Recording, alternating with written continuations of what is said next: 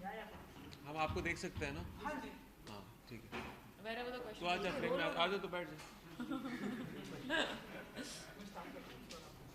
क्या करना है सब ठीक है यार, फर्स्ट क्लास। ओके चलो रेडी। ओके इमरान जी, सबसे पहले तो कॉन्ग्रेचुलेशन इस बात की, क्योंकि आज ही जो हमें न्यूज़ आई आपने हाँ आपने भी शेयर किया आपके बेटे के बारे में। ट्विटर पे जी। बहुत ही खुशी की थैंक लहर यू। है पूरे हिंदुस्तान में। थैंक यू बहुत सारी बातें हो रही, काश ये ऐसा हर किसी के साथ हो। जी अगर किसी को भी ये हो तो ट्रीटमेंट ऐसा ही हो, पूरी तरह से फ्री हो जाए। जी। एज एन फादर क्या कुछ टेक होता है आपका, कितनी फीलिंग होती है, प्रिविलेज फील करते हैं आज के लेकिन ऐसा हो रहा है, बच्चों के ट्रीटमेंट में बहुत प्रोग्रेस हुआ है। जो कहते हैं कि हमें ही नहीं पता था जब हमारे बेटे डायग्नोज हुए थे कि बच्चों का एवरेज सक्सेस रेट ट्रीटमेंट का 75% टू 80% है। ये जैसे उम्र बढ़ती है वो थोड़ा परसेंटेज नीचे जाता है एज की वजह से, लेकिन बच्चों को लेकर ट्रीटमेंट बहुत ही फ़ायदेमंद रही है। और किसी भी पेरेंट के लिए ये बहुत खुशी की बात है। हमें आज सुबह हमने अपने साहबजादे को ये खबर सुनाई, उनको तो पता नहीं था, तो उन्होंने एक डांस भी किया घर पे। वो स्कूल के लिए जा रहे थे, उसको इस बात का इल्म नहीं था कि 5 साल हो गए। लेकिन जो कुछ भी लड़ाई खुद उन्होंने जीती है, हमने उनको इस पे सपोर्ट किया है। और यही बस पेरेंट्स को कहूँगा कि जो होप होता है ये बहुत ही एक स्ट्रॉन्ग चीज़ होती है। अगर आप लड़ना चाहते हैं, अगर आप इफ़ेक्टिवली लड़ सकते हैं, जो आई थिंक हर कोई कर सकता है। कैंसर एक ऐसी चीज़ है जो दवाइयों के साथ तो होता ही है ट्रीटमेंट, लेकिन एक स्पिरिचुअल एस्पेक्ट भी होता है। लोगों की दुआएं, एक एक चाह हो कि मुझे इस चीज़ को लड़ के आगे बाहर निकलना है, तो हर कोई इस चीज़ से इफेक्टिवली लड़ सकता है। तो अया ने भी ऐसे ही किया, हमने सिर्फ उनको सपोर्ट किया है इस पर।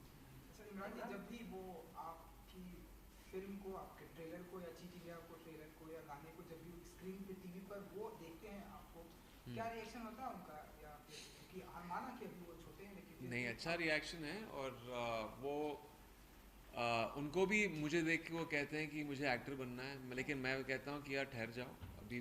मुझे देख के इस जस्ट बिकॉज मैं एक एक्टर हूँ इसका मतलब ये नहीं तुम्हें एक्टिंग में ही चले जाओ। तो अभी बहुत टाइम बाकी है, तुम पढ़ाई करने वाले हो, अपने कोर्सेज करने वाले हो, आगे जाके शायद तुम्हें कुछ और करना होगा, बिजनेस या कुछ और करना होगा, तुम देख लो।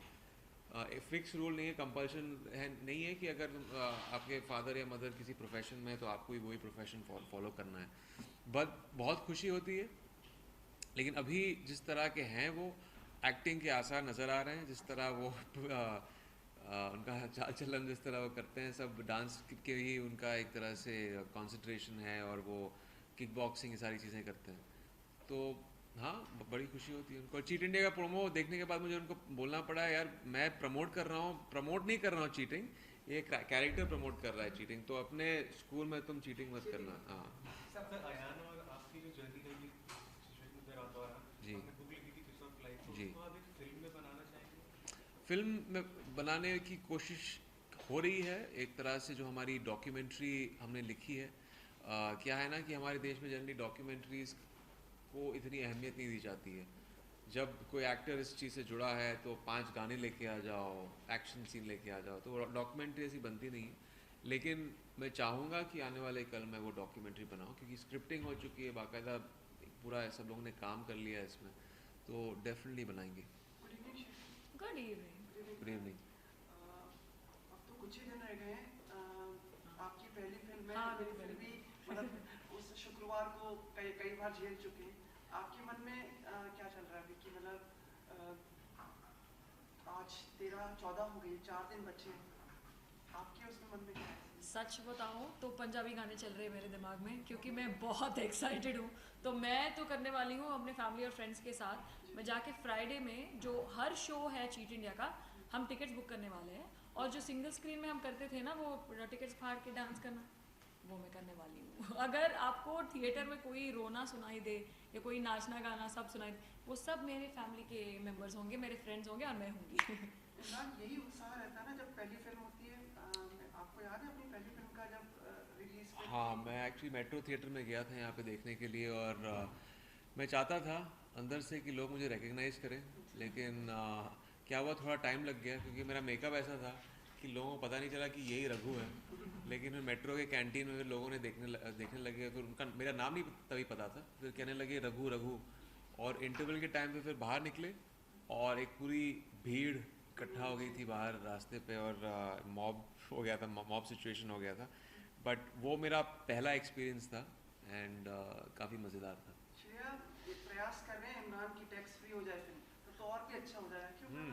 हाँ ऑब्वियसली अगर ये बन जाए, क्योंकि ये बहुत ही रेलेवेंट मुद्दे पर बना हुआ है फिल्म, क्योंकि एजुकेशन सिस्टम है और it's a very necessary thing कि हम आईना दिखा रहे हैं एजुकेशन सिस्टम पे, तो ताकि स्टूडेंट्स देख सके और टीचर्स देख सके और फैमिलीज देख सके कि ये बहुत प्रॉब्लमेटिक सिचुएशन है और ये अभी भी हो रहा है and it's not like it's getting solved any time soon. तो हम आशा करते हैं कि गवर्नमेंट हमें वो टैक्स फ्री जो सर्टिफिकेट मिल जाए, तो बहुत सारे लोग भी देख पाएंगे, बहुत सारे बच्चे भी देख पाएंगे, तो we genuinely hope that we get it. Imran, आप जो हमारी पढ़ाई का सिस्टम है उससे आप थोड़े बहुत हमेशा से ही मतलब इत्तेफाक कम ही रखते थे, नहीं? मैं ज़्यादा एकेडमिक नहीं था स्कूल और कॉलेज में, लेकिन मैं कभी फेल नहीं हुआ। मुझे सिर्फ इसी बात का एक तरह से अफसोस है हमारे जो एजुकेशन सिस्टम को लेकर है कि हाँ, मैं मार्क्स लेके आता था 65-70% एवरेज स्टूडेंट था, लेकिन अल्टीमेटली जो सीखा था मैंने स्कूल में वो इतना मुझे उस चीज़ की बेनिफिट नहीं मिली बाद में। और ये हम सब देखते हैं, 10 साल गुजर जाते हैं स्कूल और कॉलेज में, आप बस रट्टा मार रहे हो, रट्टा मार रहे हो। आगे जाके जब आप नौकरी ढूंढते हो तो ना तो आपके स्कूल सिस्टम ने आपको कहीं वोकेशनल ट्रेनिंग दी है कि आप आगे जाके क्या बनोगे। जैसे मैंने 5 साल गंवा दिए कॉमर्स में, मुझे जाना चाहिए था आर्ट्स में, लेकिन मेरे स्कूल सिस्टम ने मुझे कभी वो दिशा दिखाई नहीं कि मुझे आर्ट्स में जाना चाहिए था। तो ये थोड़ा मुझे प्रॉब्लम लगा, लेकिन ऐसा नहीं है कि मज़े नहीं लिए स्कूल के दिन और कॉलेज में, बस यही था कि पढ़ाई थोड़ी और अच्छी हो जाए। फैकल्टीज़ जो टीचर्स हैं वो ज़्यादातर कभी कभी डिसइंटरेस्टेड रहते हैं। बहुत सारे ऐसे टीचर्स हैं जो क्लास में भी नहीं आते थे, जिनके क्वालिफिकेशंस नहीं थे। ये सब ठीक हो जाए ना, तो वो सिस्टम जो है, वो एक्सपीरियंस है, मज़ेदार हो जाएगा। आप जब ये बात करते हैं कहीं ना कहीं सिस्टम पे बात आती है, और सिस्टम आता है गवर्नेंस में, तो बात ये सरकार तक जानी चाहिए। डेफिनेटली आई थिंक सरकार को पहले इस सेक्टर में ज़्यादा पैसे डालने चाहिए। 2.9% जीडीपी का कंट्रीब्यूशन है, ये बहुत छोटा कंट्रीब्यूशन है। कोई भी देश में जब आपने देखा है कि एजुकेशन सेक्टर में रिफॉर्म आया हो तो 7% मिनिमम उन्होंने सेक्टर में डाला है। तो आप देख लीजिए ना, हमारा पॉपुलेशन क्या है, इतना पॉपुलेशन है और आपने सिर्फ 2.9% डाला है, तो क्या फ़र्क पड़ेगा इस सेक्टर में। कुछ देशों ने तो 25% तक वो लेके गए हैं और एक पूरा चेंज वो लेके आए इस सेक्टर में। तो वो एक चीज़ है, लेकिन सिर्फ पैसा ही वो बात उस पर आगे ख़त्म नहीं होती है। पैसा सही जगह जाना चाहिए, ऐसा नहीं हो कि पैसे डालते हैं फिर करप्शन की वजह से कहीं और ही बढ़ जाएं वो सारी चीज़ें। तो वो एक चीज़ है, और फिर यही चीज़ें हैं टीचर्स की क्वालिफिकेशंस, गवर्नमेंट के बहुत सारे रिफॉर्म्स। आप देख लीजिए कि 60% अभी इकोनॉमिकली बैकवर्ड कोटा में दिया गया है, 60%। ये ठीक है, लेकिन आपको जो 40% रह गया है उसमें से अगर ये जो चीटिंग माफिया हैं ये स्टूडेंट्स को डिग्रियां बांट रहे हैं, तो मेरिट वाले स्टूडेंट्स जो बेचारे मेहनत करके आ रहे हैं उनको कितना % मिल रहा है सिस्टम में? शायद बहुत कम। इमरान, इसके अलावा जैसे आपने बहुत सारी नॉलेजेबल बातें की एजुकेशन सिस्टम को लेकर, तो आपको अपने किरदार के लिए क्या प्रिपरेशन करनी पड़ी और इस चीज़ के ऊपर कितना रिसर्च किया आपने? और इसके अलावा अभी जो है जो रिजर्वेशन के ऊपर बातें चल रही है उसके बारे में आप क्या सोचते हैं? अगर नहीं, वही जो मैंने कहा रिजर्वेशन के बारे में वही है, लेकिन रिसर्च जो किया है मैंने, डायरेक्टर ने, हम सब ने मिलकर एजुकेशन सिस्टम जो इसके लूप होल्स हैं, जिस तरह चीटिंग माफिया फंक्शन होती है, यूपी से कुछ लोगों से मिलकर फ़ोन पे बात करके पता चला कि ये तो बहुत प्रेवलेंट है अलग अलग स्टेट्स में, सिर्फ महाराष्ट्र में नहीं, यूपी, एमपी, राजस्थान, कोटा में तो इतने सुसाइड्स होते हैं स्टूडेंट्स के स्ट्रेस की वजह से। ये चीज़ें बहुत कॉमन है। ये मेरा रिसर्च था, और फिर कैरेक्टर में इमेजिनेशन से, फिक्शनल कैरेक्टर है, और परफॉर्मेंस में थोड़ा बहुत जो है होता है ना कि एक इमेजिनेशन के ज़रिए आप उस कैरेक्टर को फॉर्म करते हैं, अलग अलग लोगों से आप जो मिलते हो वहाँ से थोड़ा बहुत लेकर मैंने इस कैरेक्टर में डाला है, तो वैसे ही बना है राकेश सिंह। पिता के तौर पे आप कैसे देखते हैं सिचुएशन को? आपका बेटा भी स्कूल में, हाँ, इसलिए मैंने उनको वो उस बोर्ड में नहीं डाला जिसमें मैंने पढ़ा था। तो मैंने 10 साल गवा दिए उस बोर्ड में, मैंने उनको एक दूसरे बोर्ड में डाला है जहाँ पे एक ओवरऑल डेवलपमेंट है उनकी ज़रूरत है। मतलब जैसे आपसे थोड़े से पहले एजुकेशन सिस्टम के आपके जो हाँ। एजुकेशन सिस्टम के बारे में बताओगे आप, आपका कैसा अनुभव रहा है, या मतलब व्हाट आर द डिफिकल्टीज और यू वर वही तो privileged? आई नो अनुभव तो वही का वही है, क्योंकि अनफॉर्चुनेटली द सिचुएशन क्या? Hasn't changed. अच्छा। एजुकेशन सिस्टम वैसा का वैसा ही है। क्योंकि मैं एक एग्जांपल देती हूँ आपको। हमारे जब मैं इंजीनियरिंग कर रही थी तो हमारे थर्ड ईयर में एक सब्जेक्ट था रेडियो एंड टेलीविजन। हम्म, तो हमें सिखाया जा रहा था अबाउट CRT टीवीज जो बड़े बड़े से हैं हमारे पेरेंट्स के ज़माने के, और जो बाहर डेवलप हो रहा था वो LED LCD वो थिन स्लिम टीवी के बारे में। हाँ। तो जॉब हमें उसके बारे में करना है, आप क्या पर पे चल रहे थे उस समय? हाँ वही तो ना, तो इट्स कम्प्लीटली डिफरेंट। अगर सिखाया जाए कुछ और है एक ज़माने का, और जो बन रहा है बाहर वो कुछ और है, तो there is no like coincidence, there is no correlation. और फिर हम प्रिपेयर्ड भी नहीं है, फ्यूचर रेडी नहीं है, हमारा सिलेबस आउटडेटेड है, तो हम कैसे प्रिपेयर्ड होंगे यार? Because education system is so R&D नहीं है, इनोवेशन नहीं है, तो फिर क्या है? Obsolete। Very much. आपने ट्वीट किया था, कुछ जवाब मिला प्रकाश जी? नहीं मिला, ये भी क्योंकि क्या है ना कि हम थोड़े क्रिटिकल हैं एजुकेशन सिस्टम को लेकर, इसलिए हमने नाम लिखा है चीट इंडिया, और जो उसको बदल बदल चुका है बाय चीट इंडिया। तो जिस तरह चीटिंग माफिया हमारे देश को चीट करती है, इसलिए हमने ये नाम लिखा है। और हमारे कुछ पॉइंटर्स थे जो अपने रिसर्च करने के बाद हमें लगा कि हम शेयर कर सकते हैं, लेकिन वो हमें हमसे मिले नहीं दिल्ली में। आप तो प्रोड्यूसर बन गए हैं आप, मतलब इस फिल्म के साथ इस बार काफी और भी ज्यादा निकला होगा ना प्रोडक्शन में, मतलब ये नाम पोस्टर वगैरह वापस से जी। डिजिटल में वापस से जी सब कुछ चेंज जी, कराओ, एक हफ्ते पहले हमने चेंज किया है सब जी। ये कॉस्ट ऑफ प्रोडक्शन ऑब्वियसली क्योंकि लास्ट वीक पे हमारी एनर्जीज जो हैं इस चीज़ में जाती हैं, जहाँ पे आप फिल्म को रिलीज़ कर रहे हैं, डिलीवरीज। अभी हम बैठ के पोस्टर्स और कम्युनिकेशन चेंज कर रहे हैं, वो थोड़ा प्रॉब्लमेटिक हो गया है। और ये थोड़ी अजीब बात थी क्योंकि ये चीट इंडिया जो है पिछले 1 महीने से टेलीविज़न पे चल रही है, प्रोमोज पास हो चुके थे, तो सडनली लास्ट एंड वक्त पे उन्होंने चेंज कर दिया। श्रेया जी, डेब्यू फिल्म है भैया आपकी, एंड जब आपको बताया गया सबसे पहले कि आपकी इस फिल्म में इमरान हाशमी जी रहने वाले, सबसे पहले क्या इमेज आपकी आई थी? तो क्योंकि सब- वही इमेज जिसके बारे में आप सुनना चाहते हैं। क्योंकि ढेर नहीं सारी था, images- इनकी बात मत सुनेगा। माय फर्स्ट इंप्रेशन सच्ची में मुझे लगा कि यार इमरान हाशमी का फिल्म है, मैं भी होंगी ना, मेरे गाने अच्छे होंगे। This was my first thought. And मैं हमेशा मानती थी कि ये एक बहुत ही बेहतरीन एक्टर है, और ये किरदार जो निभा रहे हैं इस फिल्म में, ये बहुत ही अलग किस्म का है। पहले आपने नहीं देखा है इस अवतार में, टीका लगा के, चश्मा लगा के, इट्स वेरी डिफरेंट। तो आपको पता चलेगा आपको फिल्म देखने के बाद कि ये परफेक्ट क्यों है इस रोल के लिए, क्योंकि जो ड्यूअलिटी दिखाई है हमने फिल्म में इनके कैरेक्टर में, कि वो बाहर से बहुत शरीफ दिख रहे हैं पर है नहीं, तो इससे बेहतर कोई और प्ले नहीं कर सकता अपार्ट फ्रॉम इमरान हाशमी। इमरान जी, इससे इससे पहले जो इमरान जी, आपकी क्योंकि सोशल मीडिया प्रेजेंट टाइम में हम देख रहे हैं बहुत ही स्ट्रॉन्ग है। सोशल मीडिया पे ऐसी बातें हो रही हैं कि इमरान जी आप इस तरह की फिल्में कर रहे हैं, बहुत ही अच्छी बात है, आपकी फिल्में हिट हो, इस तरह का मैसेज आए, लेकिन क्या वो किसिंग वाले सीन हम फिर से ऐसी है ना इस फिल्म में? इस फिल्म में भी है है ना, गाने में है ना। गाने और पर्टिकुलर जिस तरह से आप करते थे? हाँ, मीन्स कुछ चीज़ें हैं जिससे लोग खुश हो जाएंगे, कुछ ऐसी चीज़ें हैं जो हम बदल चुके हैं इस फिल्म में। एक अलग कैरेक्टर जो मैंने कभी प्ले नहीं किया है, ये इम्पॉर्टेंट है ना, क्योंकि एज एन एक्टर मैं चाहता हूँ कि कुछ और, हमेशा कुछ और ऑडियंस को पेश करूँ, अलग पेश करूँ, वैरायटी ऑफ रोल्स पेश करूँ, ना कि वो सेम घिसी पिटी बात बार। तो जो टोनैलिटी है फिल्म की, जो लैंग्वेज इस्तेमाल हुई है, जिस तरह शूट की गई है सारा, और राकेश सिंह का जैसा कैरेक्टर है, ऐसे इस तरह का कैरेक्टर मैंने कभी प्ले नहीं किया।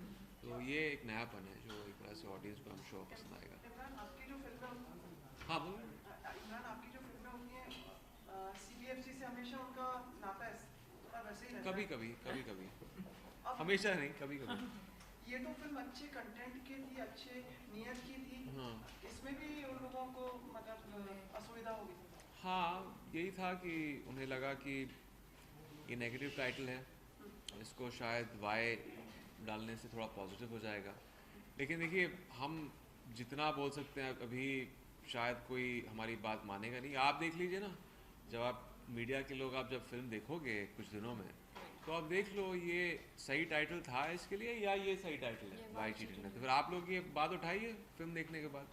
इमरान थोड़ा सा अलग सवाल आपसे एक करना सेकंड, हाँ थोड़ा सा अलग सवाल आपसे करना चाहूँगा कि नहीं, की बात हाँ, पूछ लीजिएगा, कोई बोल, टेंशन बोल, नहीं। बोल, बोल। ओके, थोड़ा सा अलग सवाल आपसे जानना चाहूंगा कि मीटू कंट्रोवर्सी को लेके बहुत सारी बातें हो चुकी है इंडस्ट्री में और अभी जो है एक बड़े डायरेक्टर का नाम सामने आया है, आपको पता ही होगा, आपने देखा होगा, तो थोड़ा सा कुछ बताना चाहेंगे उस बारे में? एज अ फिल्म फर्टर्निटी का हिस्सा आप क्या सोचते हैं? हाँ, लेकिन मैं उस पर कॉमेंट नहीं करना चाहता हूँ कि क्या है ना कि उसमें पहले तो कोई प्रूफ सामने आया नहीं है।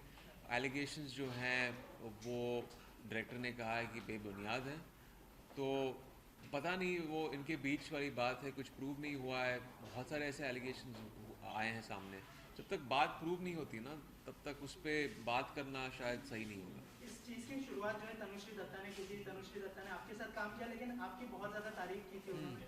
क्या कहेंगे सर उस बारे में?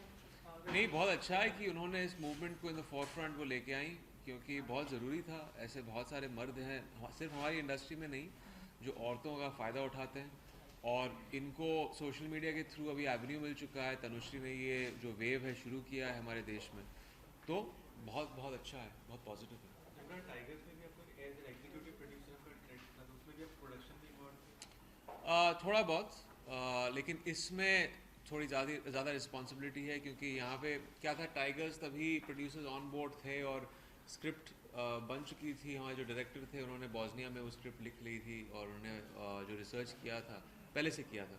यहाँ से फ्रॉम स्क्रैच मैं फिल्म पे प्रोड्यूसर के तौर पे रहा हूँ, तो थोड़ा और काम था इस फिल्म में।